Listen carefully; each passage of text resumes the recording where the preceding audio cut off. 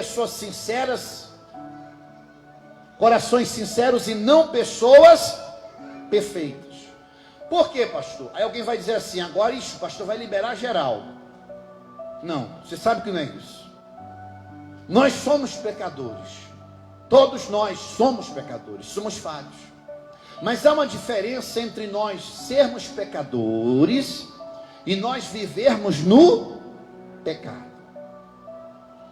Nunca, nenhum de nós vai conseguir ser perfeito. Mas se o nosso coração for sincero, Deus está procurando isso. Corações sinceros. Você vai entender através dessa palavra. A partir do versículo 15. Versículo 15 do capítulo 21 de João. Diz assim, Jesus e Pedro. Depois de terem comido, Jesus perguntou a Simão Pedro: Simão, filho de João, você me ama mais do que estes outros me amam?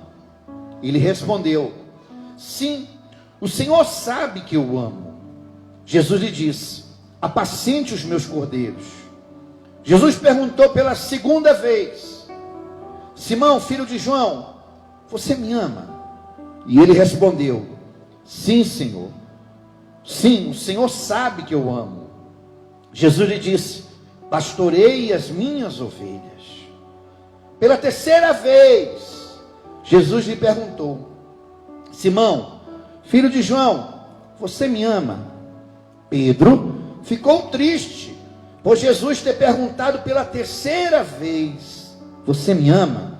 E respondeu: o Senhor sabe todas as coisas, sabe que eu amo. Jesus lhe disse: apacente as minhas ovelhas. Diga graças a Deus. Até aí, olhe para mim poder passar o Espírito para você. Uma das coisas que mais o diabo detesta é quando uma pessoa ela tem um desejo de recomeçar, de se reerguer. O inimigo detesta recomeço. Quando a pessoa diz assim, eu vou me reerguer, eu vou recomeçar, eu vou me levantar. O que ele quer é que a pessoa peque, erre, falhe, enfim, fracasse, e ela fique prostrada, não tome iniciativa nenhuma de se reerguer. Por que o inimigo detesta quando alguém decide se levantar, se reerguer, recomeçar? Porque para ele e os seus demônios não tem mais recomeço. Eles já estão condenados. Eles já estão, que a igreja?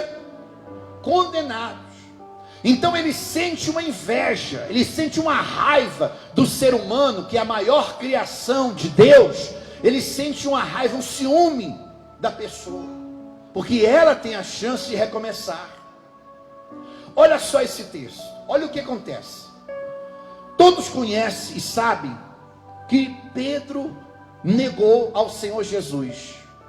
Quantas vezes? Não entendi? 3 vezes. A Bíblia vai falar que Jesus conversa com Pedro, com os discípulos, vão ferir as ovelhas, vão ferir o pastor, perdão, e as ovelhas vão se dissipar, vão se dispersar. Pedro disse: não, Senhor, eu estou contigo até para a morte. Eu estou contigo até para a morte. Jesus disse para Pedro: Pedro, antes que o galo cante 3 vezes, tu vai me negar. Não, Senhor. O que aconteceu? O galo cantou e Pedro negou Jesus 3 vezes.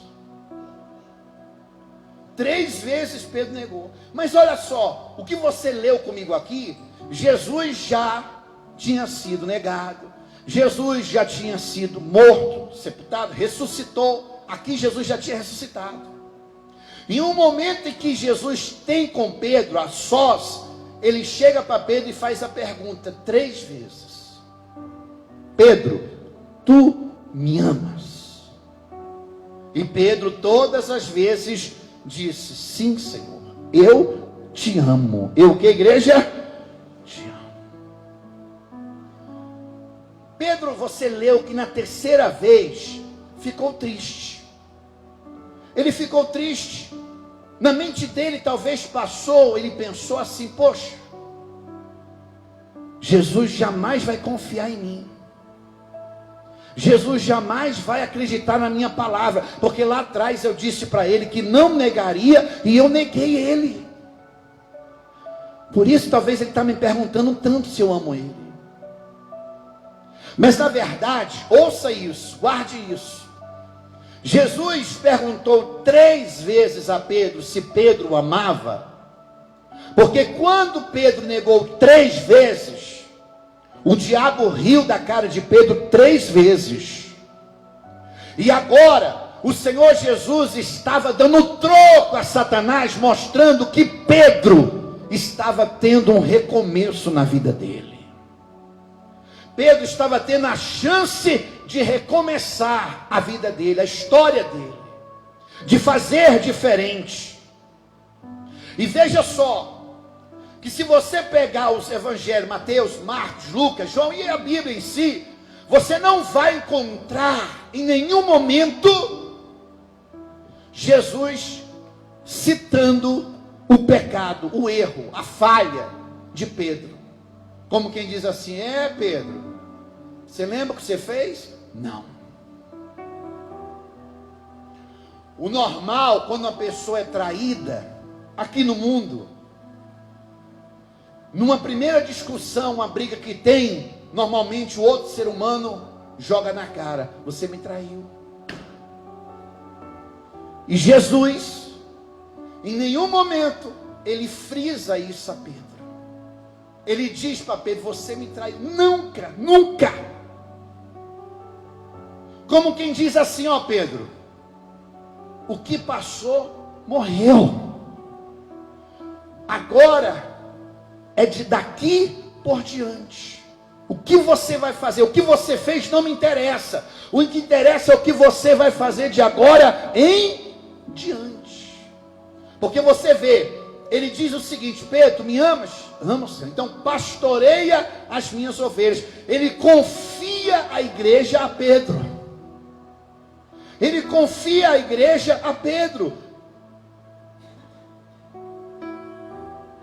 Eu queria dizer para você, que está aqui nessa noite, que está assistindo o culto online, que o Senhor Jesus acredita em você.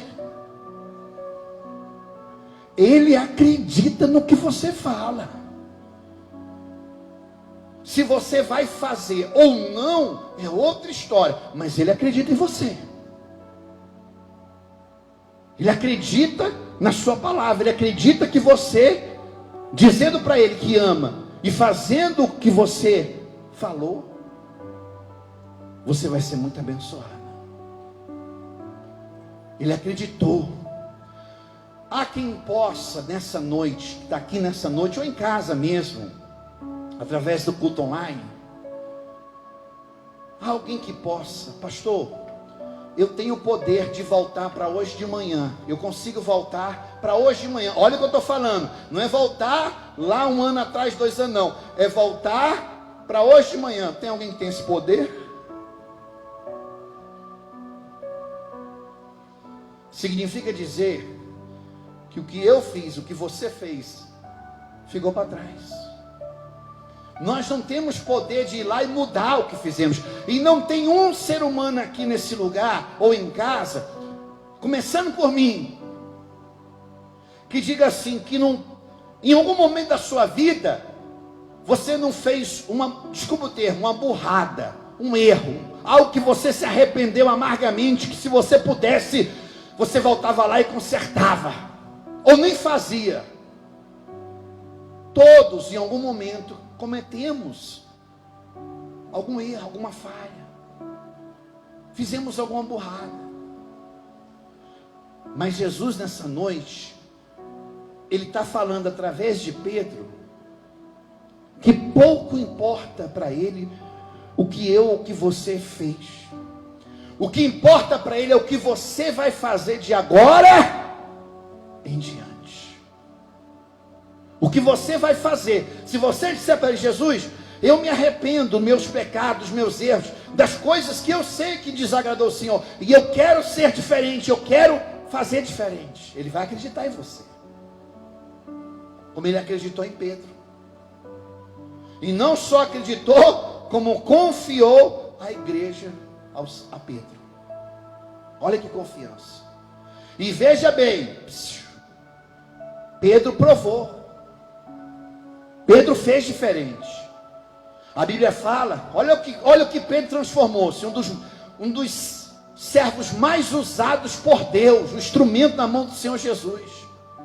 Pedro andava, a Bíblia diz que a sombra de Pedro curava os enfermos. Pedro pregou, Pedro apanhou, foi preso, foi morto por amor ao Senhor Jesus. Quando foram lá matar ele ia ser crucificado, ele disse: espera aí, vocês vão me crucificar? Não. Se vocês vão me crucificar, me matar crucificado, vocês vão ter que me crucificar de cabeça para baixo, porque eu não sou digno de morrer como meu Salvador. Para provar que houve uma transformação.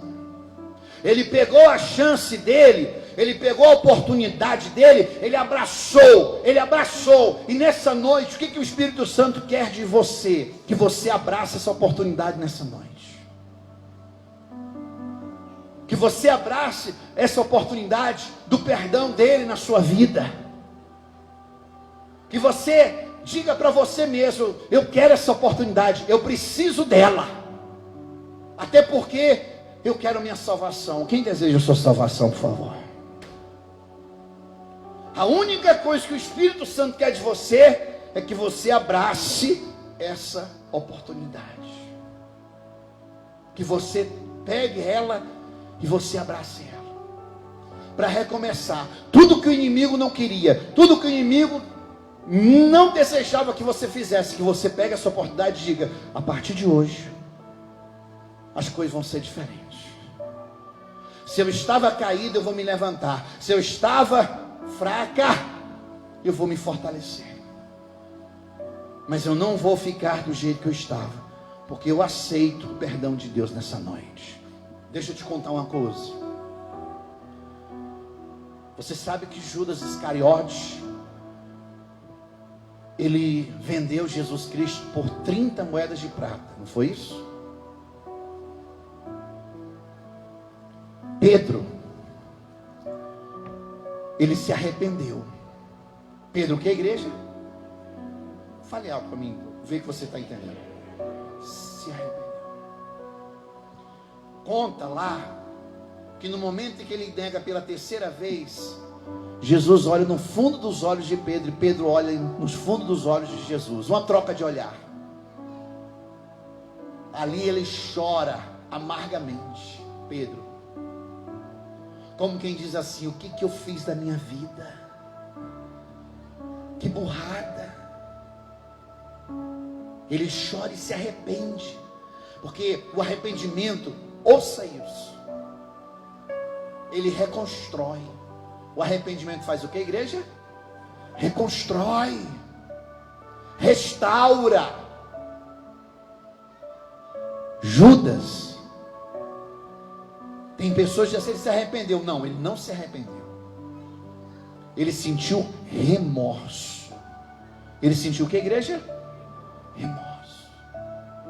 Remorso não é arrependimento. Remorso, a pessoa tipo assim: eu já estou com o pé na lama mesmo, eu vou mergulhar, corpo, alma. Eu já errei mesmo, já pequei, já falhei, estou nem aí, vou agora, não tem mais jeito mesmo para mim. Ele se matou. O remorso causa isso, destruição. Enquanto o arrependimento traz restauração, reconstrução, o remorso destrói. O remorso destrói. Judas está no inferno, Pedro está na glória, porque ele abraçou a sua oportunidade. E nessa noite, você não caiu aqui de paraquedas. Você não está aí do outro lado assistindo esse culto online porque, por acaso, todos que estão assim nesse culto foram colocados pelo Espírito Santo para ter essa oportunidade. Volto a repetir: Jesus confia em você. Agora, cabe a você abraçar ou não essa oportunidade. Até porque tem uma hora que a gente cansa. A gente cansa de apanhar nessa vida e a gente entende: poxa, eu preciso tomar um norte na minha vida. E o norte, diga assim, é Jesus Cristo. Amém? Feche a sua Bíblia, por gentileza.